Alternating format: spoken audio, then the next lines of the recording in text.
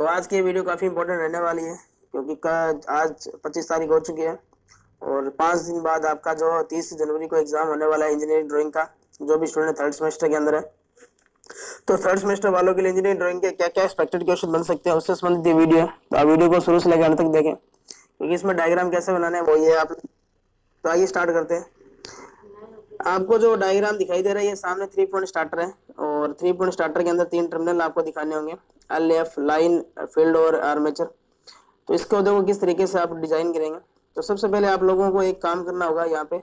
तो शुरू के अंदर ऊपर जो होता है वो रेजिस्टेंस होंगे, वो रेजिस्टेंस आपको यहाँ दिखाना होगा।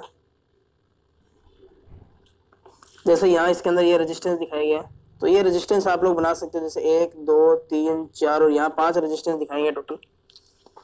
फिर ये तो है ओवरलोड कॉइल और ये एनवीसी। अब इनके थोड़े से कनेक्शन आपको समझने हैं। तो ये आपको एक ये और यहाँ ये आपको शॉर्ट करने के लिए आपको ये आर्मेचर दिखाना होगा इसका। नीचे आप यहाँ शंट या कंपाउंड मोटर दोनों को किसी को भी दिखा सकते हो, क्योंकि इस स्टार्टर के साथ में आप लोग या तो शंट मोटर का इस्तेमाल करते हो या स्टार्टर का शंट या कंपाउंड मोटर का इस्तेमाल करोगे। यहाँ स्विच लगा सकते हो और ये ICDP स्विच होगा और यहाँ क्या होगा, फ्यूज होगा। तो ये बेसिक स्ट्रक्चर है इसकी, किस तरीके से बनेगा।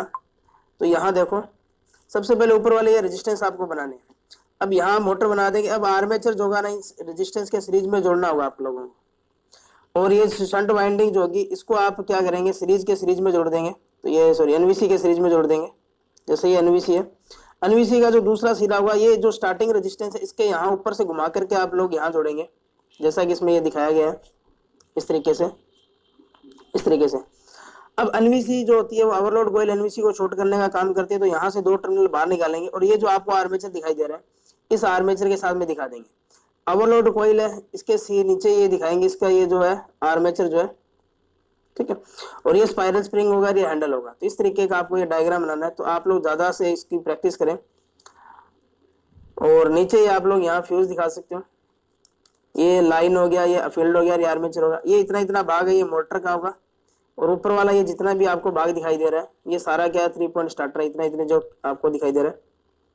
तो ये आप लोग ऐसी थ्योरी क्या अपने इलेक्ट्रिकल थ्योरी के अंदर भी आपने पढ़ा होगा, तो उसके बारे में आप लोगों को इतना कुछ जानकारी पता होगी कि स्टार्टर जो होगा उसकी बेसिक स्ट्रक्चर क्या होगी, उसमें किस तरीके के जो है इस्तेमाल किया जाता है।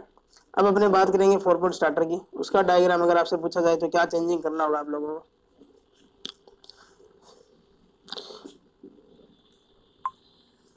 जो 4 पॉइंट स्टार्टर होगा और जो 3 पॉइंट स्टार्टर होगा इनमें कुछ ज्यादा डिफरेंस नहीं है।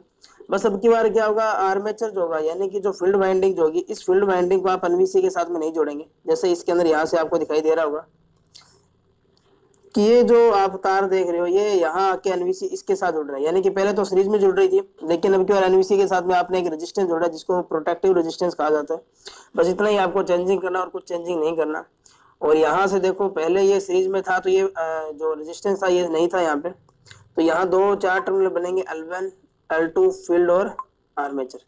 तो अब की बार जो होगा वो L2 जो होगा वो यहाँ रेजिस्टेंस के साथ में जुड़कर किसके साथ जुड़ जाएगा, एनवीसी के साथ में। बस आपको बस इतनी चेंजिंग करना और कुछ चेंजिंग नहीं करना। तो आप लोग इस डायग्राम को थोड़ा सा अच्छी तरीके से देख लें। इसकी जो PDF फाइल होगी वो बीच में टेलीग्राम ग्रुप पर डाल दी जाएगी आज शाम तक।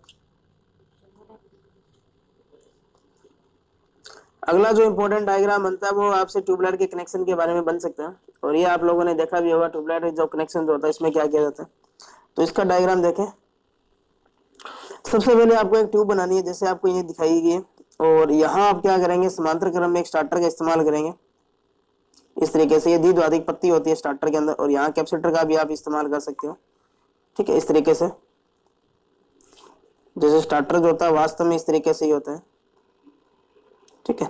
लेकिन यहाँ आपको केवल स्टार्टर का सिंबल इस्तेमाल करना होगा जैसा इसके अंदर दिखाया गया। स्टार्टर का जो सिंबल होता है इस तरीके से होता है, इस तरीके से, ठीक है। इस तरीके से आप थोड़ा सा ढंग से देख लें इसको, ठीक है। और यहाँ ये जो चौक है ये आपको सीरीज में दिखाना है और यहाँ फिलामेंट हो गया, ये ट्यूब होगी, ये ऐसी सप्लाई होगी। इस तरीके से आपको इनकी मार्किंग भी करनी है। बस इतना सा डायग्राम है और इम्पोर्टेंट डायग्राम है ये। अगला जो डायग्राम मैंने आपको बताया था सोडियम वेपर लैंप से बनता है। और इससे पहले एक चीज और देख लेते हैं। ये आपको दिखाया गया है यहाँ पे वायरिंग दिखाई गई है, सीडीओ की वायरिंग। जो मैंने बताया था कि वायरिंग से आपको एक क्वेश्चन पक्का पूछा जाएगा। कैसा भी डायग्राम आ सकता है, गोदाम वायरिंग आ सकती है, सुरंग वायरिंग आ सकती है, आपको बोल देगा एक घंटी है, उसको आप लोग दो लैंप के साथ जोड़ना है, कैसा भी डायग्राम आपसे दिया जा सकता है। तो इसको किस तरीके से डायग्राम बनाना है, तो सबसे पहले आपको एक लैंप बनाना है। इसको आप इस तरीके से भी बना सकते हो जैसा मैं आपको यहाँ बनाकर दिखा रहा हूँ। ये दो टू वे स्विच का इस्तेमाल करेंगे। इनके ऊपर वाले टर्मिनलों को आप आपस में शॉर्ट कर दें, नीचे वालों को आपस में शॉर्ट कर दें। ठीक है, इस टर्मिनल जो को यहाँ फेज सप्लाई से जोड़ दें और ये यहाँ न्यूट्रल होगा और ये इसको आप लोग यहाँ इसमें जोड़ दें।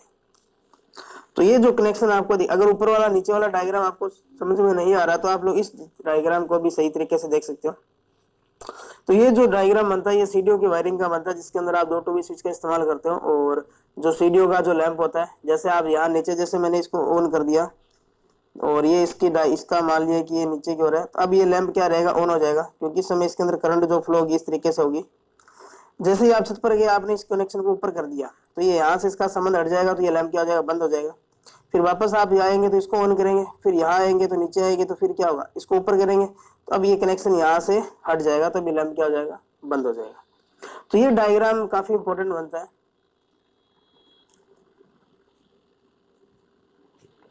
अगला जो डायग्राम है ये सोडियम वेपर लैंप का है, जिसको आपको इग्निटर के साथ में दिखाना है।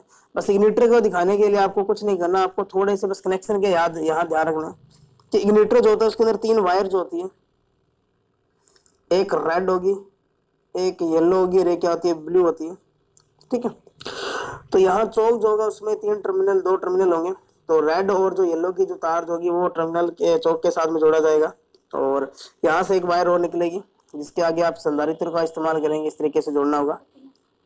और जो दूसरा जो वायर होगा इसके साथ आप क्या करेंगे, इन्वर्टर का क्या कर देंगे, जो ब्लू तार होगा वो जोड़ देंगे और उसको आप क्या करेंगे, नेगेटिव सप्लाई से, नेगेटिव तो क्या यहाँ पे जो न्यूट्रल होगा इसके साथ आप कनेक्ट कर देंगे। नीचे आपको ट्यूब वैसे ही दिखानी है, इलेक्ट्रोड दिखाना है। तो ये आप लोगों का अच्छा डायग्राम बनता है और ये पिछले साल पूछा भी गया था, तो एक बार फिर से ये अच्छा क्वेश्चन बनता है। अगला जो डायग्राम है वो रेक्टिफायर से पूछा जाएगा और ये ब्रिज रेक्टिफायर, या तो आपको हाफ वेव रेक्टिफायर दिया जाएगा या आपको सेंटर टेप या ब्रिज, ज्यादा चांसेस जो लग रहे हैं वो ब्रिज रेक्टिफायर के लग रहे हैं। तो इसको आप किस तरीके से बनाएंगे, तो सबसे पहले देखो यहाँ जैसे आपको कॉम्प्लिकेटेड करके दिखाया, ऐसा ना बना करके आप जो मैं बता रहा हूँ वैसे भी बना सकते हो। जैसे ये एक डायोड होगा, इन डायोड को आपको भरना भी होगा, जैसे यहाँ इसमें ब्लैक कर रखा है, ऐसे ऐसे भी बना सकते हो आप लोग। तो ये जो दो टर्मिनल होंगे, जो विपरीत टर्मिनल होंगे, यहाँ तो आप क्या करेंगे, ट्रांसफार्मर जोड़ेंगे। यहाँ देखो ट्रांसफार्मर, यहाँ जो दिखाया गया स्टेप अप ट्रांसफार्मर दिखाया गया, लेकिन यहाँ आप जो ट्रांसफार्मर दिखाएंगे वो स्टेप डाउन दिखाएंगे, क्योंकि रेक्टिफायर सर्किट जो होता है वो लगभग स्टेप डाउन प्रकार के ही होते हैं, क्योंकि वहाँ वोल्टेज का कम करके इस्तेमाल करते हो डीसी युक्तियां जो होती है। और यहाँ से जो दो टर्मिनल बाहर निकलेंगे ये माइनस टर्मिनल होंगे डायोड के, लेकिन यहाँ से धारा बाहर निकलेगी तो ये प्लस टर्मिनल काम करेगा लोड के लिए, और ये दूसरा टर्मिनल किसके लिए काम करेगा, नेगेटिव का। तो ऐसा आपको डायग्राम बनाना है। अगर इसी बीच आपको अगर वो फिल्टर का भी पूछा जाता है कि एल फिल्टर का इस्तेमाल करें या सी फिल्टर का या पाई फिल्टर का या एलसी फिल्टर का, तो आप लोग आगे फिल्टर भी दिखा सकते हो। फिल्टर को दिखाने के लिए जैसे मान लिया कि ये दो टर्मिनल बाहर निकले प्लस और माइनस, ओनली केवल सी फिल्टर होगा तो आप लोग संधारित्र का इस्तेमाल करेंगे, ओनली एल होगा तो केवल कुंडली का इस्तेमाल करेंगे, ये संधारित्र यहाँ नहीं दिखाएंगे।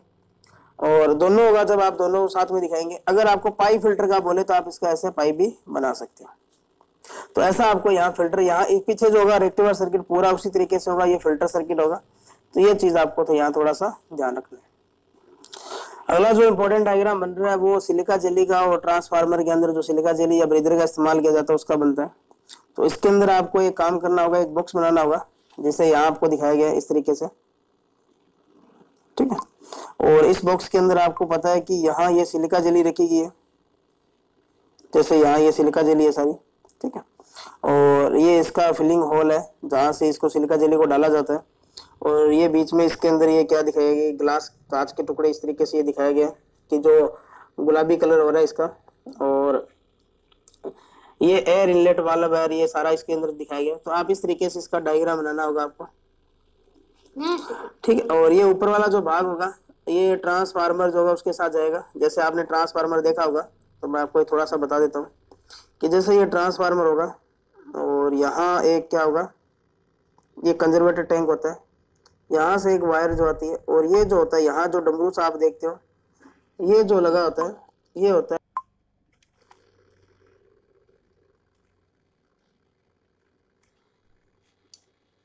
जा रहा है, यानी कि कंजर्वेटर टैंक की ओर जा रहा है। और ये जो क्या है मेन टैंक होगा, यानी कि इसका ब्रीदर का, और इस भाग में आप लोग क्या करेंगे, सिलिका जेली का इस्तेमाल करेंगे। तो ये अच्छी डायग्राम बन रहा है, तो ये क्वेश्चन भी आने की पूरी संभावना है। अगला जो डायग्राम बन सकता है, ये आपसे जो बनेगा यहाँ पे, ये एम्पीयर मीटर वोल्ट मीटर का आपको कोई भी लोड के साथ प्रयोग करना हुआ, या आपको बोल देगा सिंगल फेज इंडक्शन मोटर का प्रोजेक्ट करना है। तो ये बिल्कुल सिंपल डायग्राम है, बस आपको यहाँ सीसी पीसी के कनेक्शन है वो थोड़े से ढंग से देखने हैं। तो ये इतना डायग्राम तो आप बना सकते हो। अब आगे एम्पीयर मीटर और वोल्ट मीटर के कनेक्शन कैसे करना है वो ढंग से देखें। एक तो एम्पीयर मीटर आपने यहाँ जोड़ा है और वोल्ट मीटर इसको आगे जोड़ोगे, और ये क्या हो गया, सीसी होगी, ये क्या होगी पीसी। इसको इस तरीके से जोड़ा गया है।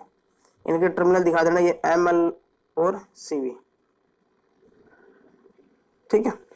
तो ये क्या हो गया, यहाँ पे ऐसी मोटर होगी या लोड, कोई भी आप लोड दिखा सकते हो, जैसा आपको बोला जाए वैसा करना है। ये जो होगा ये सारा सारा वाट मीटर होगा, और ये एम्पीयर मीटर होगा, और ये वोल्ट मीटर होगा।